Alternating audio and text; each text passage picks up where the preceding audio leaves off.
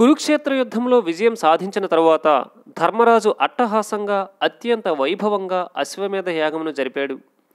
యజ్ఞం పూర్తయిన తరువాత అక్కడికి వచ్చిన ఓ ముంగిస, ధర్మరాజా, నీవు చేసిన ఈ మహాయజ్ఞం పొలంలో గింజలు ఏరుకునే ఒక పేదవాడు చేసిన దానమునకు కూడా సరితూగలేదు అని పరిహసిస్తూ చెప్పింది. ధర్మరాజు కోపంగా ఒకంత ఆశ్చర్యంగా ముంగిస వైపు చూశాడు. నిజం ధర్మరాజా, ఒకప్పుడు పొలంలో గింజలు ఏరుకునే ఒక బేదవాడు ఆకలితో ఉన్న అతిథిని కాళ్ళు కడిగి ఇంటిలోకి ఆహ్వానించి తను తన భార్యాపిల్లలు పస్తులుండి ఆ అతిథి యొక్క ఆకలి తీర్చాడు. ఆ బేదవాడు అతిథికి కాళ్ళు కడిగిన నీళ్లలోంచి నేను వెళ్ళగా ఆ నీళ్లు తగిలి నా శరీరం సగభాగం బంగారు వర్ణంలోకి మారింది.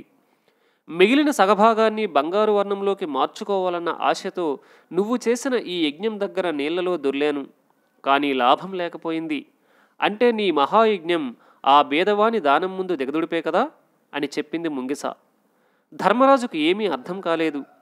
ఇంతటి మహాయజ్ఞం ఎందుకు వ్యర్థమైంది అని ఆరా తీయగా ఈ యజ్ఞంలో జంతుబలి రూపంలో దారుణమైన హింస జరగటమే దానికి కారణమని తెలుసుకున్నాడు. మానవ సేవే మాధవ సేవ అని ఊరికే అనలేదు కదా మన పెద్దలు.